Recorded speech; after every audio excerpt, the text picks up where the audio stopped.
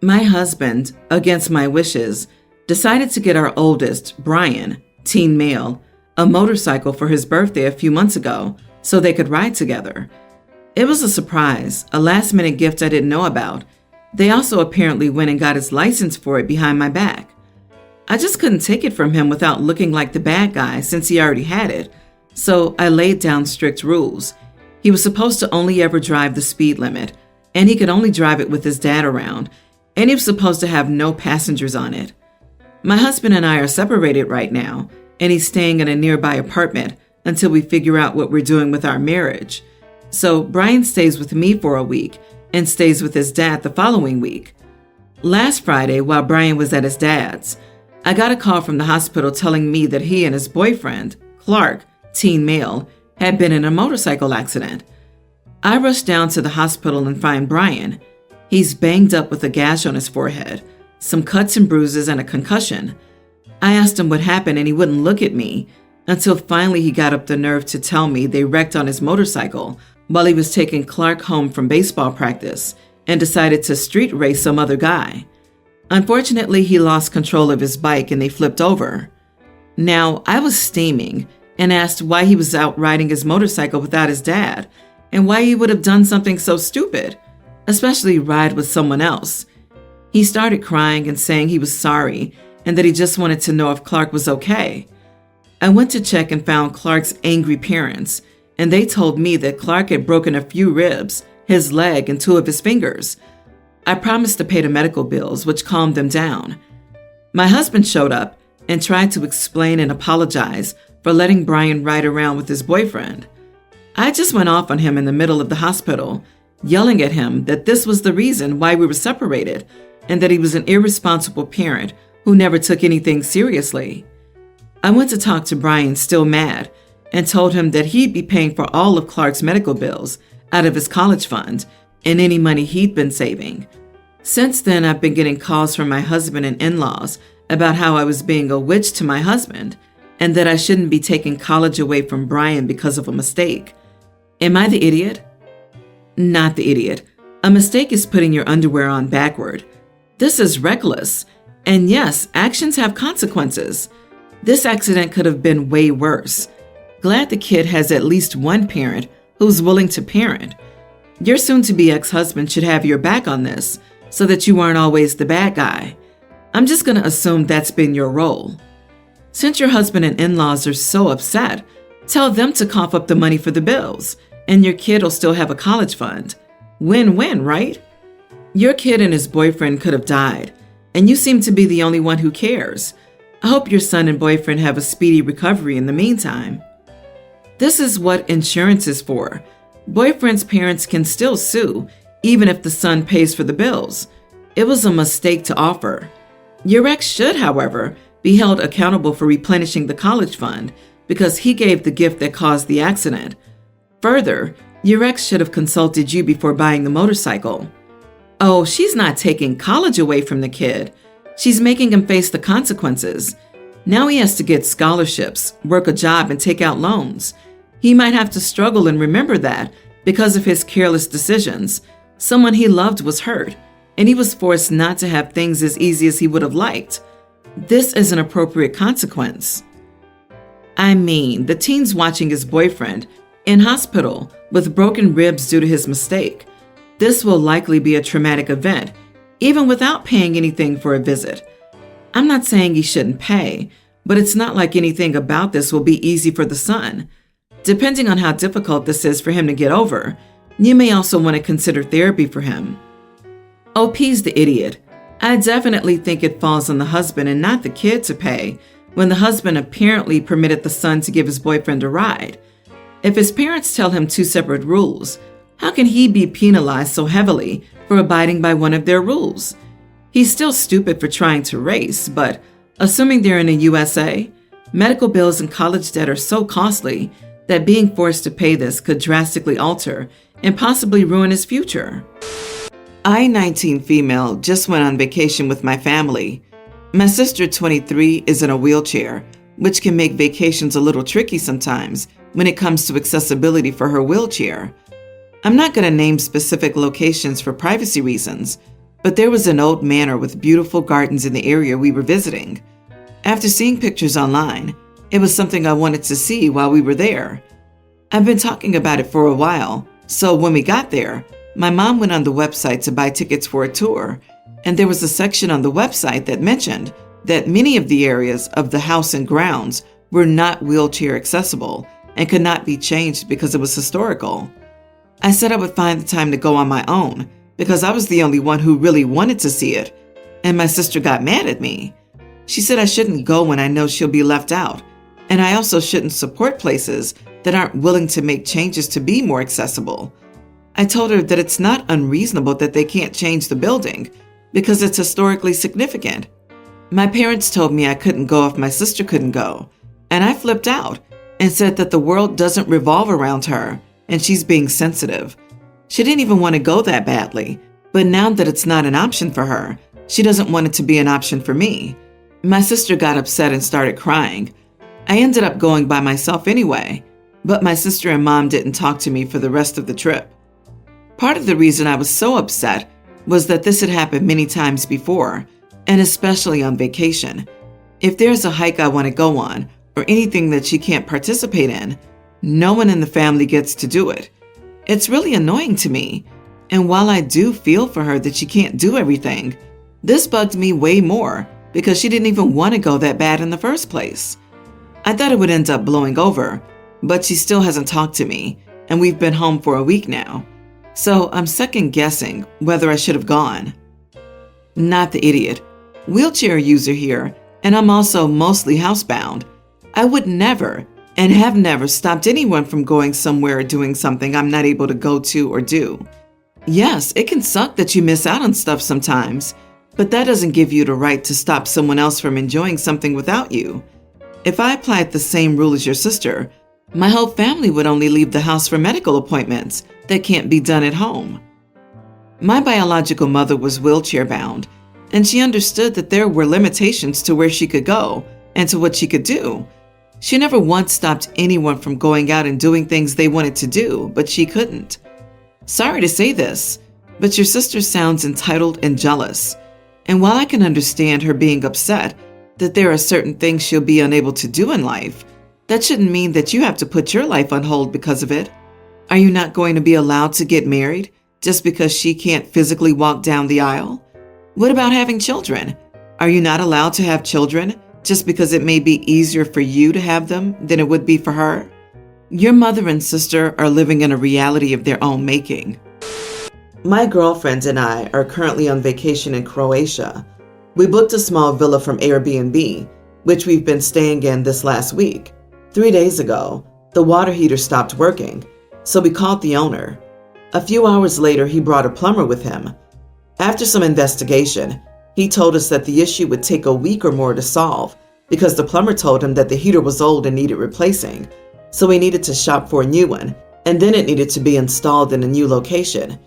He told us he would refund the amount we paid for that day, plus the remaining days of our booking, and if we wanted to stay despite the lack of hot water, he would give us a much cheaper rate, 40% off.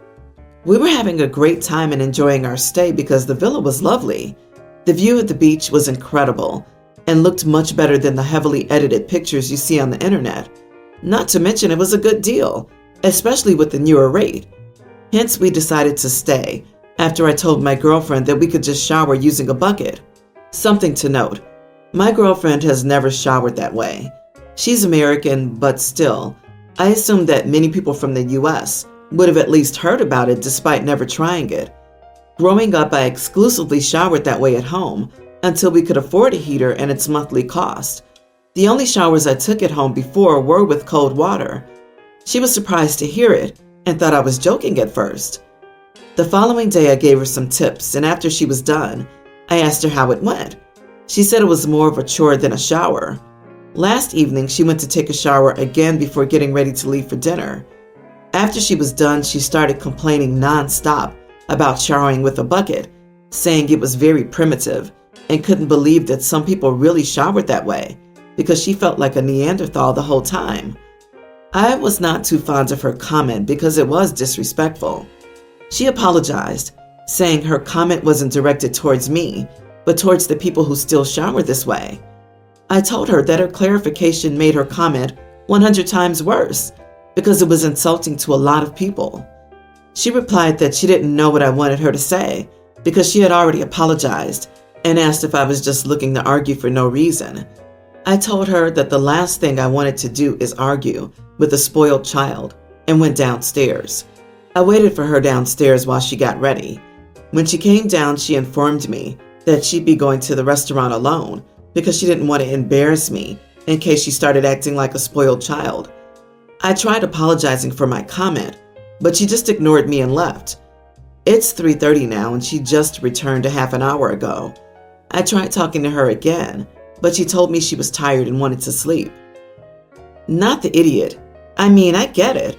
I too hate showering with a bucket, especially since I'm used to a luxurious shower with hot running fresh water. But she was acting like a spoiled child. She doesn't even realize what a privilege it is to be able to complain about that sort of thing. Many people worldwide do not have access to that type of luxury. And to be honest, it's probably a lot more eco-friendly to shower with a bucket than to have running water anyways. You are the idiot. She commented from a place of privilege. On the other hand, losing access to running water is a big deal if you lack other experiences. The girlfriends agreed to stay, but only after you suggested this method. Critical to this is that you're used to using this method of showering, so you likely gave off the vibe that it's not a big deal. And that's probably true, but to you it comes naturally, experience, and to her it doesn't, lack thereof. A lot of people comment that having water is a privilege for some. Excuse me, but that's my vacation I paid for, and I can complain if something's not how I want it. Other people don't pay for my vacation. Sure, she agreed to stay, but I think a person can complain a little bit. At least I call it venting. I know I can't change it, but I can still voice out if it bothers me. Agree. You seem to take her comment as a personal attack, although it wasn't one, and threw a personal attack back at her that I'm guessing was to hurt her on purpose. Was she acting privileged? Yes. Did you need to call her a spoiled child? Probably not. Both are idiots, but both with valid reasons. I was a widower when I met my wife 4 years ago. She was the divorced mom of 2. I had a daughter also. Her kids are the same age as my daughter, teen. My wife's ex was an issue when we met, but it was easy not to expose my daughter to him, so I felt secure in moving forward. My daughter really liked my wife and was excited to have siblings. Maybe. My stepdaughters were fine with my daughter at first. Of course, they didn't just call her sister magically or treat her the same right away, but they were nice. That all changed within a month of my wife and I getting married 2 years ago. The girl's dad hates my daughter, and they, the girls, will spew that hate in our home and will use it to bully my daughter. A grown man called my kid a fat, repulsive pig. The girls have called her dumb and mocked her for being shy and introverted. I made it clear that it could not continue if we were to stay married, and my wife was determined she would get them to stop. So I got my daughter therapy and did as much as possible to keep them separate. But even at night, they started to taunt her. So I decided to move out with my daughter and told my wife our marriage could not continue. She begged me to stay. She said she loves us and her girls need me. I said my daughter comes first. Ever since I filed for divorce, my wife's family's been telling me how much my stepdaughters need me, how badly they need to see a healthy and good father figure in their lives, and that I'll destroy them if I leave, how they're important and I need to prioritize them. I told them they were not more important than my daughter. Outrage ensued, and I was asked how I could say that. They said my wife prioritized my daughter, and being loved by her should be enough to understand her sisters need me to stay in their lives. And I'm an idiot for saying their granddaughters are not special. I told them that isn't what I said, but they said I dismissed 2 young girls and made it sound like they weren't worth fighting for. Am I the idiot? Not the idiot. You did the right thing. The only harsh and cruel thing said in that conversation was them implying that you were somehow harming your stepdaughters by choosing to protect your own child from their bullying. The girls may need a healthy father figure in their lives, but if you had stayed in that house and allowed their torment of your daughter to continue, you no longer would have been the example they needed. I'm baffled by your in-laws' insistence that you need to prioritize your wife's daughters but not your own, and it's clearly impossible to prioritize them all. They know exactly what kind of man his ex-wife's ex was, and they think that the moment OP disappears, their daughter and granddaughters are open to this idiot returning to their lives. To them, it's more important that you continue to provide, so he will stay out of their lives than to protect your own daughter. Big props to you, OP, for taking it this far. Most men wouldn't have threatened it. It's also bizarre how she couldn't discipline her biological daughters to create a healthier environment. Everyone pleaded to stop the divorce, but no one tried to prevent the bullying which caused the divorce. Another tiny upside from all of this, you've created such a high standard for what a man should be in your daughter's life that she won't stoop any lower when she's an adult. My future sister-in-law, Liz, has turned into a bridezilla and is going to war with everyone over every stupid thing. My natural color is red. I love my hair. Liz is a blonde, but she loves to have red hair. And ever since meeting me, she's been dyeing her hair almost exactly my color. I don't mind. I think it's weird that she does it, but I don't have a monopoly over this particular shade of red, and she's free to do with her hair whatever she wants. Well, she told me this week that I should dye my hair a different color because she wants her hair to be unique at her wedding. She offered to cover all the cost as well. I just said no because it's my hair. I don't want it changed. I told my brother and he told me to do whatever I wanted because it's my hair. He said he'll talk to Liz to get her to back off. Well, it didn't work because Liz has come to my parents and they've taken her side. They say it's her special day and we need to do something more accommodating, and it's important for our future relationship that we get along. I believe I am accommodating. She can do whatever she wants with her hair. How is my hair any of her business anyway? My parents tell me that I should be the bigger person. I don't know why an 18-year-old should be the bigger person compared to the 27-year-old Liz. They told me that I'm making this minor issue into a big problem, and I should do what she wants because it's her wedding. Am I the idiot for not giving in? Not the idiot. If she wants to have original hair for her wedding, maybe she should use her natural hair, not yours. It is absurd, rude, and wrong to ask people in your wedding party to change their physical appearance for your wedding. There's no reason you should damage your hair for one day. Ironic, isn't it that Bridezilla copied OP's natural hair color, and OP isn't petty enough or immature enough to care about it, despite being almost a decade younger. And now Bridezilla wants OP to dye her natural hair, so Bridezilla can feel unique?